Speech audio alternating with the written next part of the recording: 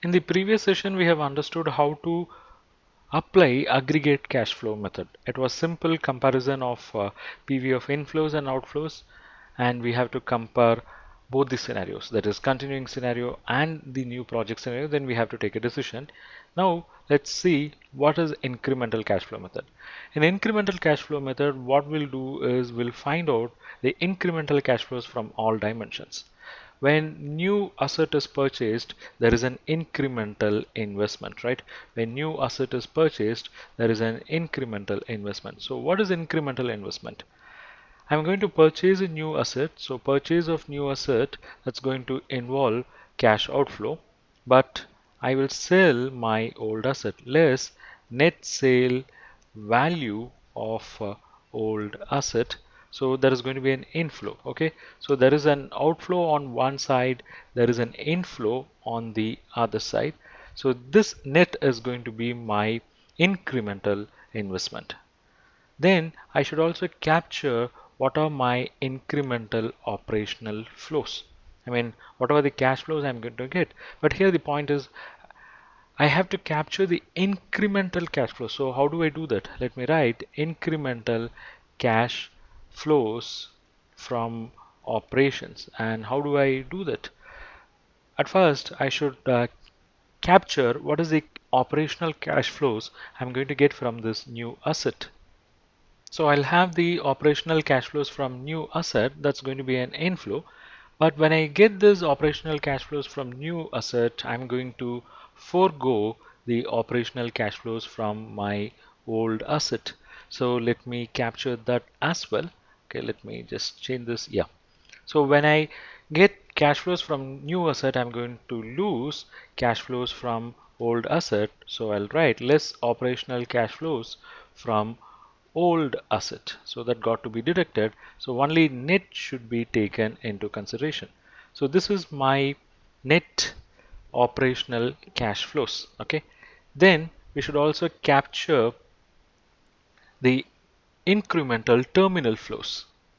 So let me put it incremental terminal flow.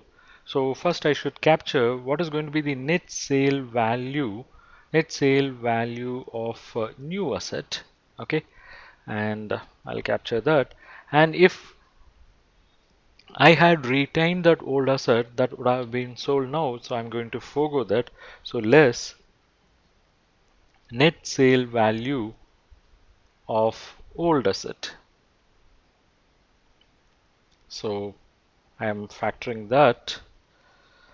So the net is my net sale value. So now if I consolidate all the three, this purchase of an investment is basically an outflow.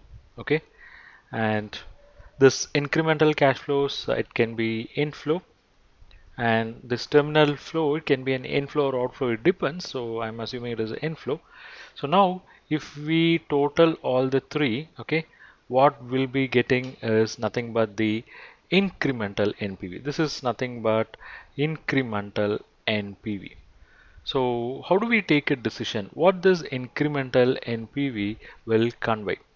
If incremental NPV is positive, let me put it, if incremental NPV is positive, then it communicates, if incremental NPV is positive, it communicates you can replace the asset, because you have done all the calculation by keeping the new asset in the picture and taking the old one out.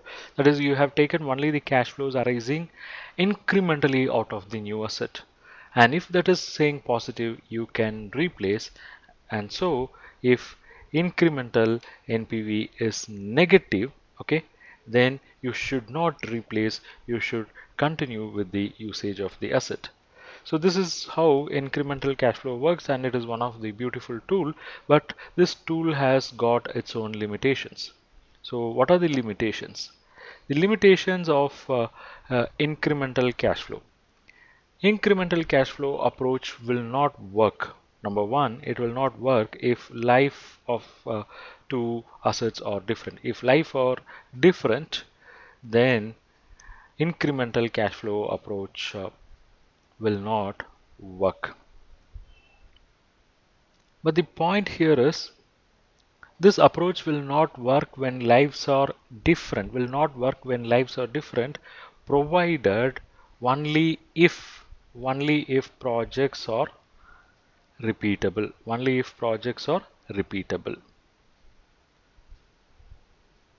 So that is limitation number one. And limitation number two is incremental cash flow method would give a misleading answer or misleading solution when the two projects which you are comparing, if both the projects carry negative NPV, then incremental cash flow approach will lead to wrong decision. Okay, so that you can try out by working out some two projects with a negative NPV and calculating the incremental cash flow. The incremental cash flow will say go for the project which has a lesser negative NPV because you carry an incremental NPV. Let me show you that. Let's say you have project A and project B. Project A carries negative NPV of 4 lakhs and project B carries negative NPV of 3 lakhs. Okay, and project A is your existing one and project B is your new one. So the incremental NPV will suggest that you should go for new project because the existing project has negative NPV of 3 lakhs, whereas new project has got a negative NPV of, sorry, existing NPV has got or existing project has got negative NPV of 4 lakhs, whereas new project has negative NPV of 3 lakh. So there is an incremental NPV of 1 lakh because the difference between these two is 1. So incremental cash flow would suggest yes, you should go for B, and of course nothing wrong in that. But what the company should do is the company should not take up both. The company first of all should abandon A and they should never think of B because both the projects are actually destroying the wealth created for shareholders. So in that angle, incremental cash flow can lead to wrong decision at times.